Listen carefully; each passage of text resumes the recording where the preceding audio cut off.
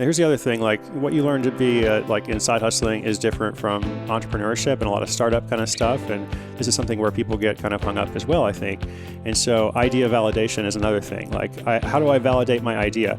A lot of the episodes that I feature on the show and some of the stories in the book, there's no way to like validate the idea before you do it.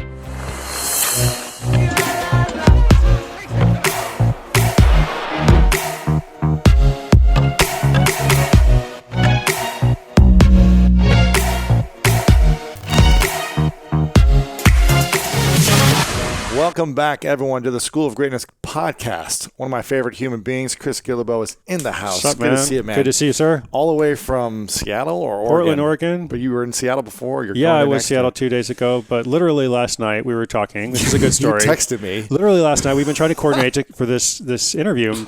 Yes. And like all these different conflicts. And I know you're a busy man doing lots of stuff. And you were like, how about tomorrow? And I was like, tomorrow? Okay, this is like 7 o'clock at night. Yeah. I'm like, okay, and here I am. It's crazy, man. Yeah. And you're off in like an hour to go to San Diego. Yeah. So we got to get him to get his train. He's on the side hustle, and that's what his new book is called, Side Hustle from Idea to Income in 27 Days. The New York Times bestselling author, Chris Guillebeau. Now, you've been someone who's generated a lot of different streams of income over many years. You started, from my understanding, with your blog. And then you did these travel hacking guides, other guides as well that came with it. You have a membership site. You did books, courses. You have your famous World Domination Summit. That is far too much, basically. That's what a you're lot saying. of different things happening, yeah. And you've generated a lot of different revenue streams from a lot of different things. Would you consider everything you've done a side hustle? In one way or another. Okay. I think, well, to pick up where you started, I feel like at a certain point I decided, okay, I'm going to have this career as an author. Like I actually really like, writing books. I love going out on the road to meet readers and now listeners to my podcast. But before I had the blog, I did 10 years of other random projects. I mean, I sold things on eBay, and then I learned how to do business consulting and freelanced when I was living in West Africa and just all kinds of stuff. So I've been side hustling basically for 20 years and then writing about it in one way or another for 8 years. So, last year I had this conversation with you, and then I went out on tour. I went to about 30 cities and talked to people about like how to find the work you were meant to do. And it's kind of a little side note in that talk for like 1 minute. I would say, oh, and by the way, you should also have a side hustle, even if you love your job. It's just going to be good for you no matter what you do next, et cetera. Little side note.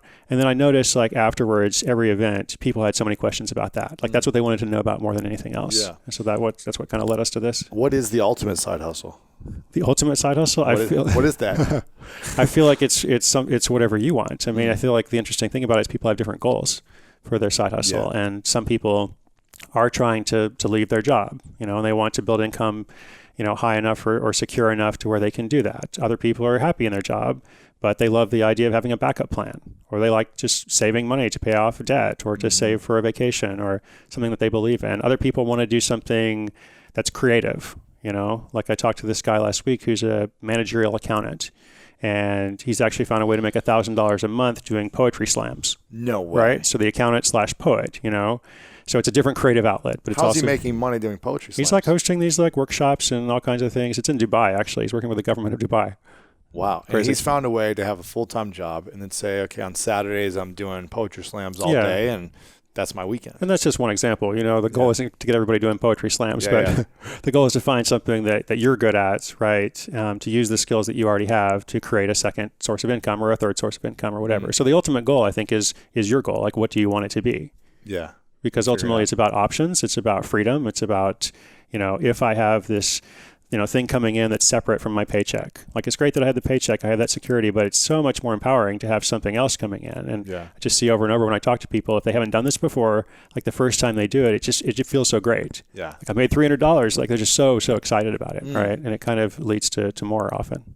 You were talking about before that you said that Uber is not a side hustle. It's a part-time job. Yeah. Right? Yeah. Because I've been telling people like, hey, go Uber for like a day a week and you'll make some extra cash while you're working on your thing. Sure. Well, here's what I think about it. I think of it as kind of like first level, like entry point entrepreneurship. It's not bad. I'm just kind of picking on them a little bit because they have this whole campaign of like, drive for Uber, start your side hustle.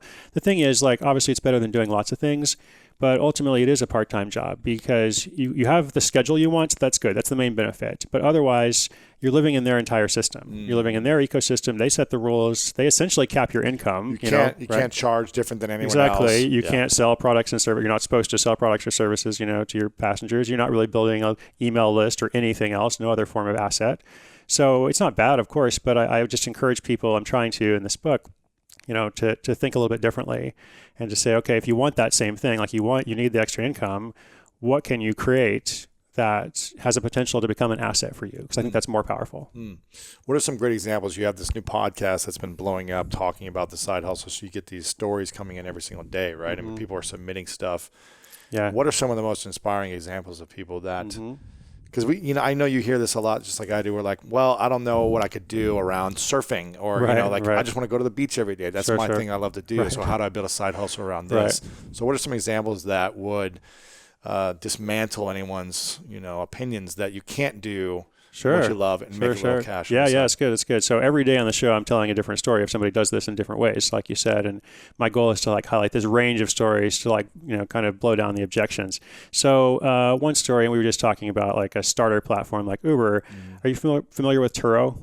Turo is where you can rent your car out to strangers. Basically, it's like the maybe I've seen the app or something. Yeah, like the crowd sharing thing for your car. Yep. So anyway, here in LA, this guy named Tassir was doing that for a little bit. Anybody who has a car can start this. And so he noticed over time his car is getting rented out 25 days out of the month, basically. So it's almost like full time. He's making $1,000 a month doing that. But then here's where it gets interesting. He's like, okay, what can I do next? So he went out and leased another car and then a third car, and he eventually leased a dozen cars. No way. And turned it into this whole business. It's like $4,000 a month, right? This is kind of what people did with Airbnb. They would rent out their apartment, then they'd get a second apartment, then they'd get multiple apartments. Right. And then regulations happened. Right, yeah, exactly. Now I'm exactly. screwed. Yeah. People did this early days with Uber as well. Right. I don't know if you remember this. Yeah, it's true. When it was just black car service. I remember guys being like, I've got a fleet of black cars. Right. And they get the referral bonuses that are $500 or something each time and stuff. Exactly. So here's another story. This young couple, they go on a cruise and they got a gift certificate from the in-laws or something, and they actually went and had a good time, but they came back and the guy was a copywriter for his day job. And before he went on the cruise, he had all these questions that he couldn't find the answers to. It was like, can I watch Netflix on a cruise? He Googles it, doesn't really get an answer. So he decides to create a blog. And the blog consists entirely of answers to questions that people might ask about going on a cruise. Really? He adds Google AdSense to that blog, which anyone can do. It's free. You just kind of put it there in your little WordPress site. And in about 3 months, it's making $2,000 a month from that. 3 months? Yeah, 3 months. And then within a year, it's up to $4,000 a month. So this is something you're kind of curious, right? You encounter a problem. I'm looking for this information, can't find it. Am I the only person who's looking for this information? Probably not, because a lot of people watch Netflix, 100 million people, right? And a lot of people go on cruises. And then if it's Netflix, it's also HBO. It's also this. There's probably other questions, because the cruise lines, they have their website, but that's propaganda. And then you have the forums, where people talk about cruises, but that's a sea of information. I don't want to go into that. I don't want to read 10,000 posts. I just want to get my answer. So he figures it out. So that's just one example. But every day I'm telling a different story on the show. In the book, it's a 27-day process. On each day I'm showing a different story that's an example for someone. Does it take a certain mentality to be able to apply this side hustle? If you're working at a company, can you, is there a mindset that's some people can and some people can't, or can anyone develop a side hustle mentality and great question. Get $100 a month extra or something? Great. Yeah, I even start with $500 a month. I'm like, that's my minimum. I want you to make at least $500 a month, if you read this book or listen to this show. I think not everyone wants it, first of all. So I think if anyone wants it, the first, prerequisite is you actually believe in this and you want this. Because most people that I'm trying to talk to, on the show, they're really busy. They're busy people. They don't have a ton of free time. They might have a family in addition to their job. They might be going to school. They might have 2 jobs, et cetera. So really limited time. But I guess they also believe that they want to invest in themselves, right? They want to make some kind of change in their life. And that's probably why they're listening to this podcast. And so even though they don't have a lot of time, they're willing to take what time they do have and put into it. So I think that's the first thing. I think if they want it. Yeah, they have to want it. Yeah, first. Exactly. They have to want it. And then second, I think curiosity is kind of a common characteristic of people who do this. And curiosity is a skill that can be developed, right? Just kind of being willing to observe different things, like the guy who went on the cruise or the guy who rented out his car, and story after story. It's like curious, and then the third thing would be taking action, right? Like, so I'm not just wondering about it, I'm actually going to do something about it, and not being like overwhelmed with, I could do 10 different things, so how do I choose, and like, I hate that. right, yeah. When someone says that to me, I don't know which one to choose, or they get caught up in the mechanics or the, the technology or whatever it is, and then they never do anything. Yeah. Well, they haven't been trained, they don't come from that world, so they're really skilled. The managerial accountant is really skilled in his work, the software engineer, she's really skilled in her work, but you have to kind of acquire a mindset, as you said. You don't have to go out and learn like a ton of business skills. I mean, the whole idea is to focus on the skills you already have. But you might need to learn to kind of translate those skills or adapt them in a different way. What's this Tinder for side hustle concept? What is this? Tinder for side hustles. What is that? I think that relates to, I have this model in the book called a side hustle selector for people who are in that position of like, I've got too many ideas, I don't know what to choose. And I think I use this example of like the online dating industry, of like all these algorithms that they have, and their goal is to find like the perfect match. For you to be a satisfied customer, you find the perfect match for whatever you happen to be looking for, right?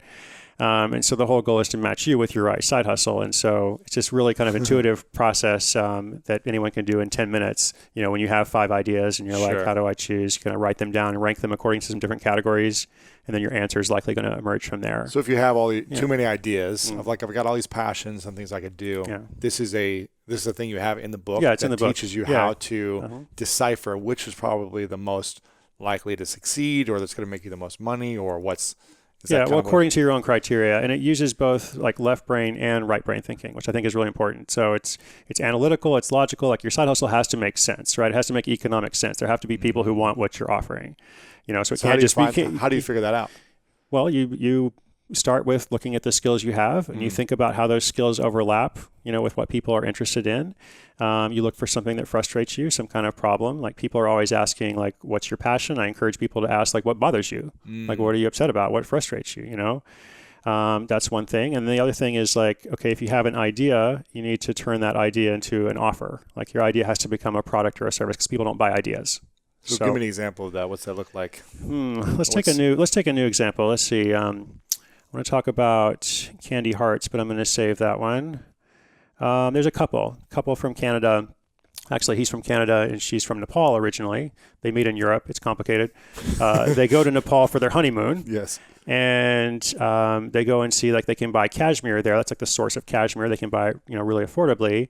Back in Canada and the States, it's really expensive. Like there's a demand for it, And so they like wonder what we could do with this. And they also like the idea of like doing something that supports girls' education in Nepal. So basically, like, short version is they don't invest a ton of money. They're not like trying to jump off a cliff. They invest like $1,000, in cashmere. They come back to Nepal or back to Canada and sell that for like $5,000. They're like, great, bad. Right? And then they start building from there, right? So at first it was an idea, it's like, cashmere, okay. Well, the more specific idea is like, I'm going to import cashmere scarves, silk or whatever it is. I'm going to resell it, to this market and so on. Yeah. Interesting. Yeah. So I have a lot of stuff like that. I try to find stuff that different people can relate to, right? Because not everybody wants to be a reseller, Not everybody wants to do, like, I have some stories about people doing T-shirts on Fulfilled by Amazon, like people who design T-shirts and never manufacture them, don't do any of their screen printing. It's all done like automated. And this one guy's making $100,000 a year doing it. So just with designs. Just designs. Never touches a T-shirt. How's he getting them out there on Amazon? Amazon has a program called Fulfilled by Amazon, or FBA. Where you can upload your own design. And you can upload like 100 designs, right? And you see which ones sell, and then if 90 of them don't sell, you just do like 90 more. There's a whole lot of people doing this. It's a whole industry, so I write about that too. You're just constantly creating new designs. How do people find the designs? How do they find the shirts? Well, there's 200 million people on Amazon. That's the thing, right? So that are looking for like and there's artistic shirt or T-shirt this way or whatever. Well, you think about keywords, right? You think about keywords. You think about something that's in the culture that comes out, some kind of phrase or something. Nirvana, images something. Or whatever, right. Like you're not supposed to do copyrighted stuff, but people do different things. Anyway, so some people are really attracted to that kind of thing. Some people are like, oh, that's cool. Like I'm going to sit at my desk and like get a spreadsheet and like, just kind of download all that stuff. Other people are like, no, I want to go to Nepal and buy something and bring it back. And other people are like, I want to be a coach. I want to be a consultant. Other people are like, would never want to do that, right? So the whole goal is to figure out, this blend of like what you're good at, what your skills are, and then, what other people value and how you can turn that into an offer. What's the first few questions you would ask someone who says, I just want to make 500 extra bucks?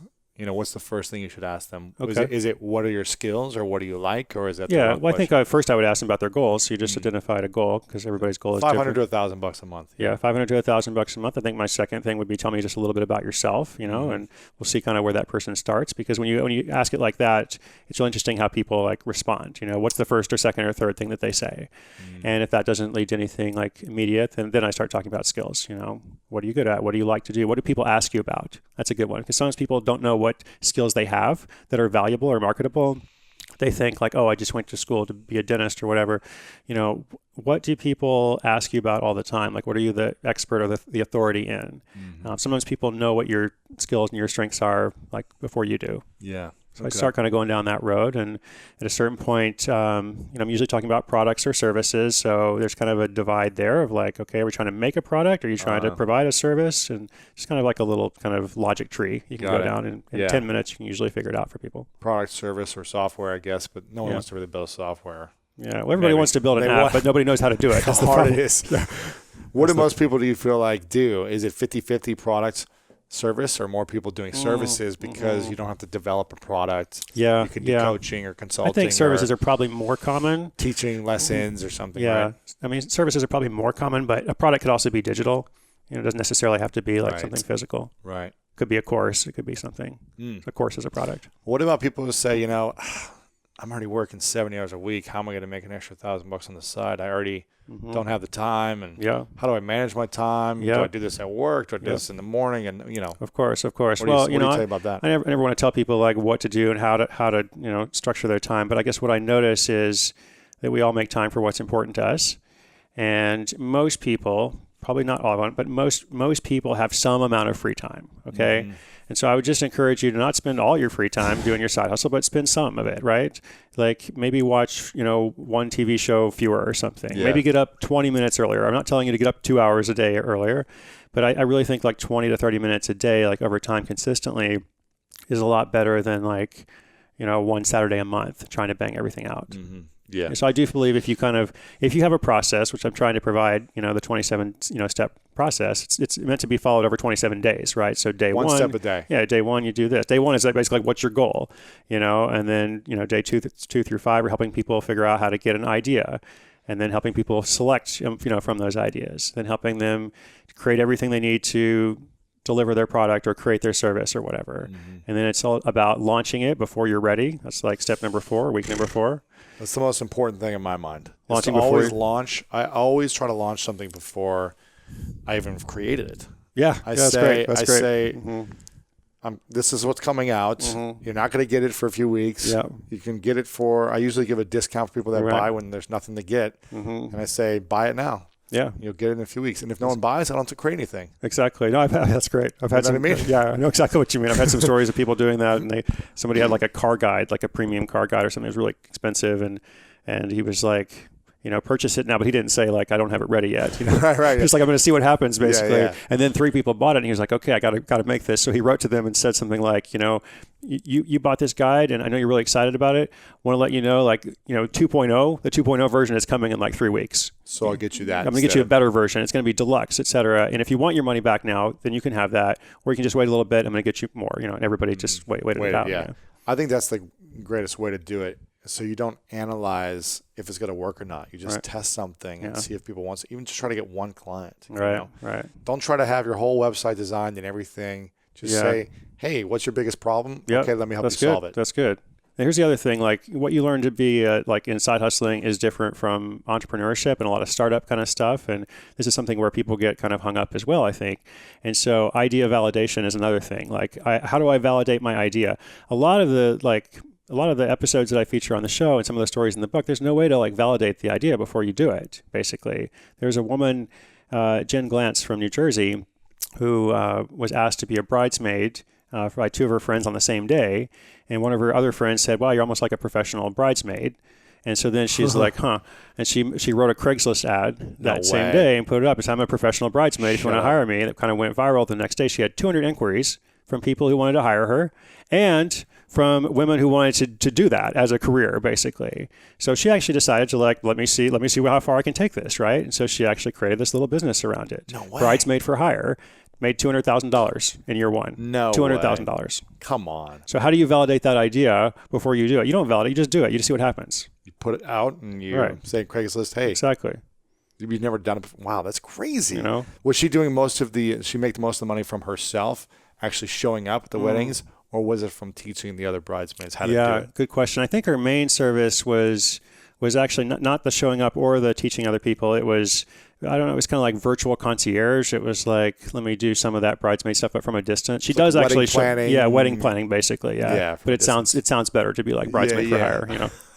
But essentially was. She was coordinating all the friends and doing all the planning for her. Yeah, wow. Exactly. So she didn't actually have to show up still. No, you had to pay more if you wanted that, right? Brilliant. Yeah. So she didn't have to deal with all the drama. Of course, yeah. Well, I think that was part of the service she was offering. Like, if you want me to deal with some dramatic situation, I can do that because that has value to people. I wonder if she showed up to any of these weddings and was actually like holding like the flowers for the person. I know she went to some. Yeah, I don't know. Interesting. That's kind of cool. Good for her. Yeah. Talk to me about, I want to shift a little bit and talk to me about community, because you've built this amazing event, World Domination Summit, since 2011. The numbers I have here are 10,000 people from more than 40 countries came. Is that right? Is there more people now? I think 10,000 people come to Summit of Greatness every year, right? I wish. Just about. I wish. You've really crushed it with that. We'll have 1,000 this time. But, that's fantastic. So you've had 10,000 people roughly from all over the world. Mm-hmm. How important is building a community in order to develop a more powerful side hustle? Okay. Great question. I almost see them as there's a little bit of separation there. I think you don't have to build a community to make $1,000 a month, or even some of these projects that actually blow up and do $100,000 or more. You don't necessarily have to make a community to do that. So it's all about, again, what are your goals? Like, what's important to you? Yeah. To me, community has been very important, increasingly so. And I wrote this book and started the show in response to my community, because they kept saying, like, I want this essentially, like, I need a process to do it. So community is very important to me, but I don't necessarily think that everyone has to be community focused for their side hustle. So side hustle is essentially your side hustle based on what other people, right? Based on what people said, I need a process for a side hustle. Right. So you said, okay, I'm going to create a new side hustle for this That's audience. Good. That's good. I need to steal that answer, because people are always like, what's your side hustle, Chris? I'm like, I got 10 projects. I don't 10 different things. Yeah, exactly. And something you do is you're going on a 100-city tour for this book. Are you coming? I'm going to be there in LA. Great. September 20th, 7 o'clock, downtown, General Assembly. Right? Yeah, something like that. Something like that. Why do you go through so much? The only people that I know that do something close to this is minimalists. Mm-hmm. Yeah, they do a great job. Great job. Mm-hmm. But why 100 cities? And is that within a year, or is that over extended time? Yeah, that's going to be less than a year. Probably about 3 months for the first half and a couple of months for the second half. So we're gonna front load it, of course. It just seems exhausting. Yeah, it's exhausting and awesome. I'm both. Sure. I mean, it's like a lot of things in life, right? Yeah, of course. A lot of things in life are exhausting and meaningful. What's the most powerful thing that comes? Because you've done these big tours for a long time. Mm-hmm. This is the biggest one, right? Yeah, this will be the biggest. What's the most powerful thing that comes from doing a tour, even if only 10 people show up at each event? If you're just starting out, obviously you're going to be blowing up more than that. But some of my first events, I had 10 people showing up. I mean, my first book, I went to all 50 states, and there's not a lot of readers, at least of mine, in West Virginia or North Dakota, for example. But the thing is, the most powerful thing is the connection, because I still know some of those people from North Dakota from like 8 years ago. They're still following me, and I think it meant something in different places to go there. Not saying I've changed everybody's life or whatever, but just like I'm making these connections that kind of follow, and I do think they're closer connections than the ones we make online. Wow. Yeah. What else comes from these experiences of the event? Stories. I would say, like $100 Startup. I wrote that book based off of that first tour that I did, because first book was Art of Non-Conformity. I went to all 50 states. All along the way, I kept meeting these like accidental entrepreneurs, like people that were starting little businesses based off of something they love. And I was like, man, nobody is writing about these people. Everybody is writing about the Silicon Valley model. That's fine for some people, but like nobody is writing about these people in middle America who, just kind of create something for themselves. That's my market. That's my people, And so that whole book and that project and that changed my life. So there's just so much that comes out of it. World Domination Summit came out of that. From touring. Yeah. That's how I got people to come to the first event. I mean, it was on that first big tour, and like personally invited everybody. go to each city. You built an email list from every stop, and then you just I had an email list, but it was a personal invitation also, right? It was like, here I am in Lawrence, Kansas. We're doing this thing next summer called World Domination Summit. What is it? I'm not sure, but come next summer and find out. We need you, basically. Wow. And you just sell tickets at all these different stops. Yeah, we didn't sell tickets. It was more like just kind of getting interest. And so I always think about that when people, like you've done very well with your event, but I always think when people come to me, like, how did you get 1,000 people to come or whatever? They think it's easy. Like, there's some magic trick. They're like, here's this blog post I wrote. It's really hard, man. I'm like, I went to all 50 states. I personally invited them. Go and do that. And I've done the digital version of what you did for the last year. Yeah. I've DM'd people one by one. That's great. Have you got a ticket to the Summit of Greatness? Right. Yet? That's great. And continue the conversation and send video messages and photos, whatever. So it's the similar principle. One by one is what sells tickets for me. Yeah. I mean, and then for events in particular, which are challenging to sell tickets. Why is it so hard to get people to show up? It's a huge commitment. It's a huge commitment. It's a lot of money for people, time, energy. It's the travel and it has to align with their schedule and all kinds of stuff. And there's a lot of variables that kind of block out a lot of people. For anyone who's thinking of doing an event, whether it be a small event, massive, whatever, weekend event, what does an event need to have magic? Whether it's like 10 people in a room or 10,000 people. Sure. What are the elements of curating and captivating magic? Yeah, for us, we've always seen it as 50-50 of like what we do and what the community brings. Obviously, this is like a rough estimate, But so the 50% that we bring, I think it's important to have a mission and a message. And to have like, here's what this is about. We're not telling everybody like what each expression is going to be and like how you should think or whatever, but like we're trying to put something forward here. We're trying to put forward an agenda. So I think that helps. And then like, as I said, the community, it's at least 50%. Really? Getting the right people. Don't you think? Like getting the right people together, I feel like there's a lot of magic to that. And you think you attract the right people by having the mission out there in front and kind of like the experience of the website it's or circular, whatever, right? Yes. And then maybe next year you attract people because of those people and, vice versa, hopefully. Yeah, that's the goal. What do you think about every time you do it? You do a big event every year. What do you think about for the next year? Is it how do we make it bigger and better, or is it how do we make it different, or how do we create something unique that's never been done? What is your process? Yeah, I think it's a combination of those things. It's not so much about bigger. I mean, in the first few years, we were definitely kind of focused on that, but now it is about better. Like what worked, what went well, what do we want to do again, what do we want to change. And I want to make sure that we're always changing. Like we have to change. Like I never want to create like an insiders club where it's the same thing like all the time.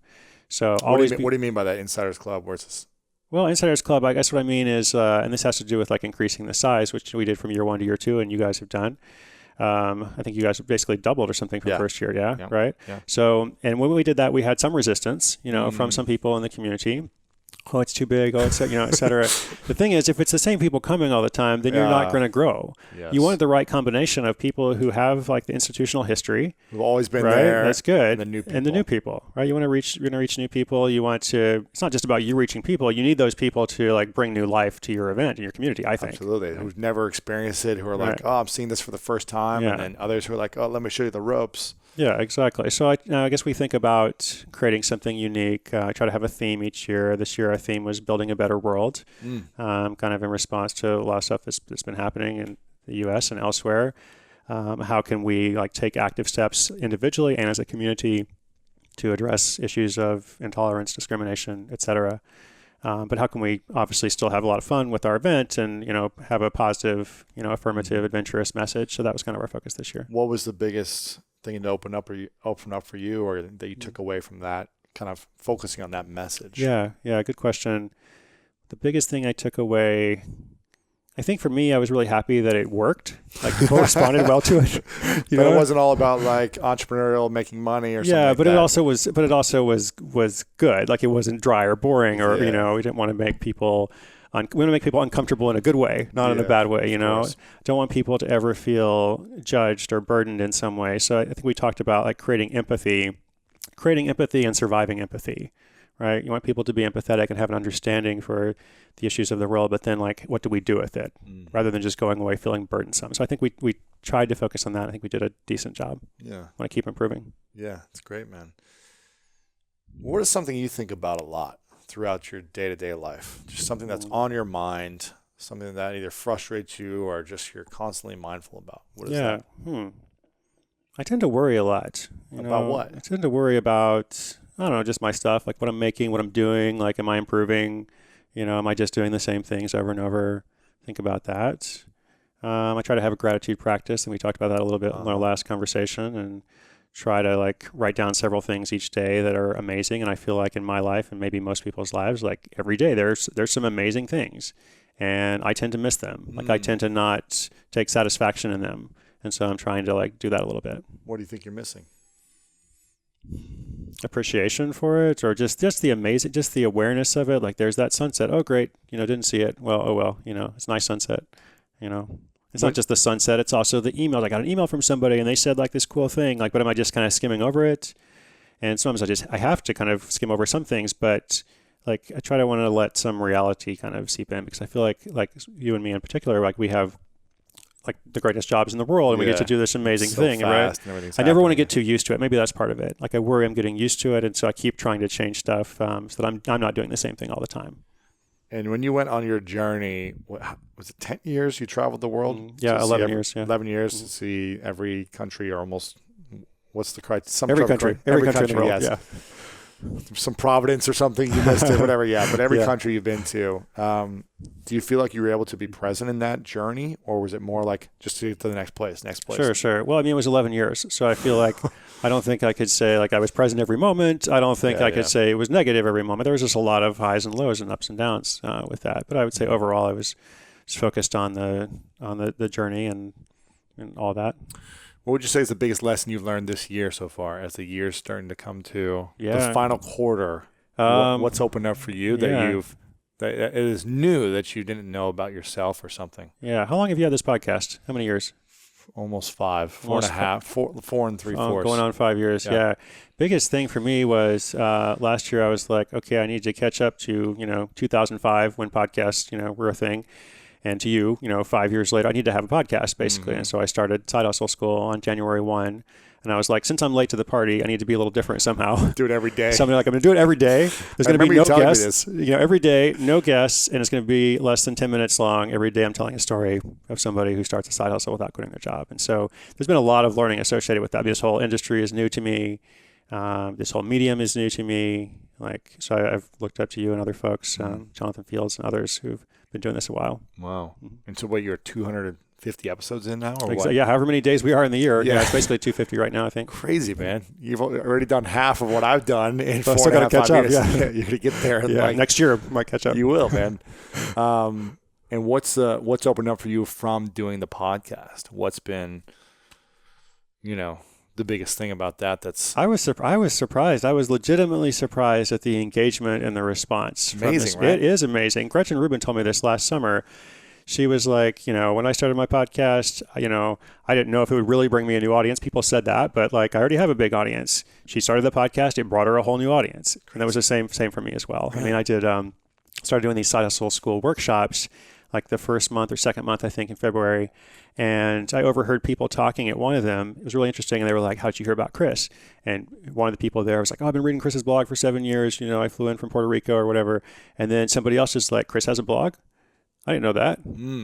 I just heard about it from the podcast, wow. And I'm here. So I've really been legitimately surprised and happy and pleased that it's brought like a whole new level of engagement with folks. That's cool, man. That's very cool. What else do we need to know about the side hustle? Anything besides getting the book? You're doing these workshops as well? Yeah, the workshop's a little bit on pause right now since I have the 100 cities. But yeah, that's kind of like a mini small workshop. Thing. Yeah, small. It is. Yeah, I want people to come to the events. I mean, the book, the tour, it's sidehustleschool.com/tour.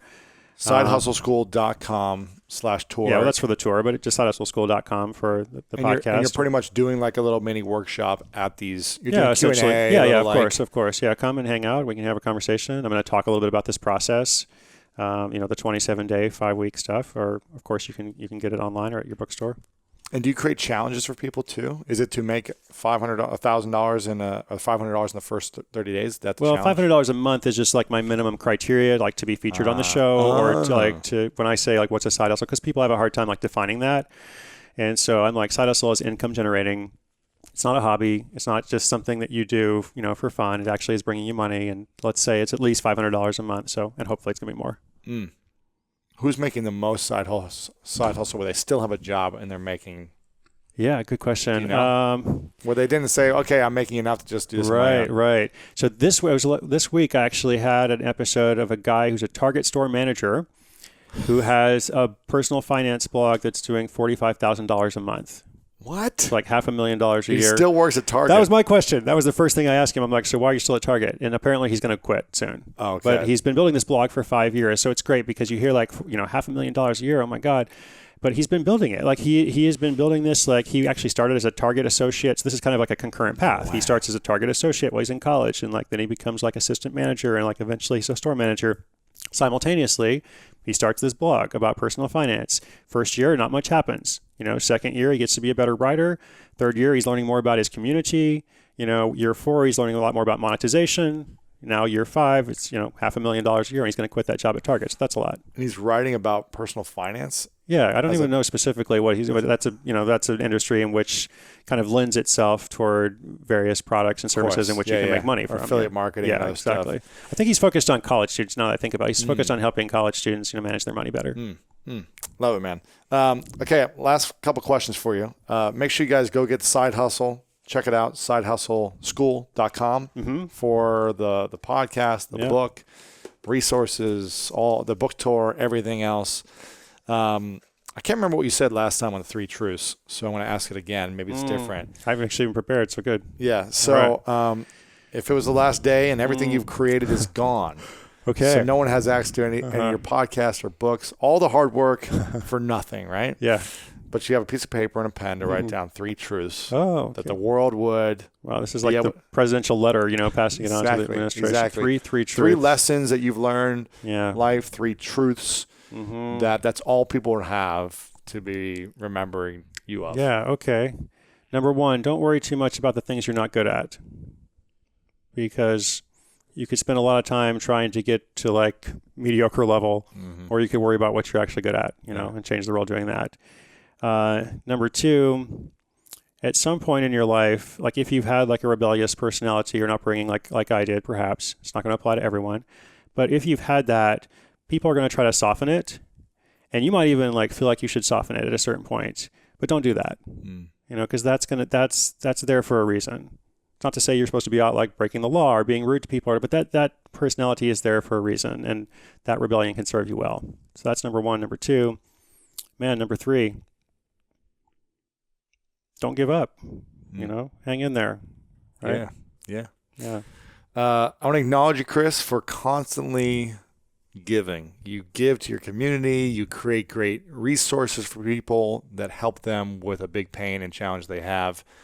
The books you offer, the podcasts, you make challenging concepts easy for people to be able to implement in their life. So I want to acknowledge you for all the value you bring to the world, man. You're making a massive impact. Final question, which I've asked you before, is what's your definition of greatness? Don't even remember what I said on our last one. It always changes sometimes. Yeah, that's good. I think I probably said something about like, tomorrow is better than today, right? I know it's so bad, right? Who knows? It's a platitude. What is it now? Is it the same thing? I don't know. So maybe that sounds kind of weird, but I guess the principle is still kind of there, that like the best is yet to come. I do say that a fair often, like the best is yet to come. Like no matter what I've done, no matter what I've achieved or succeeded in, hopefully like my greatest challenges are actually ahead. And I think greatness relates to challenge. I think greatness relates to striving. And that's why we talked about like, isn't the tour exhausting? Well, of course it's exhausting. We wouldn't have it any other way, Yeah. Chris, thanks, man. Appreciate it. Lewis, thank you. Thank you.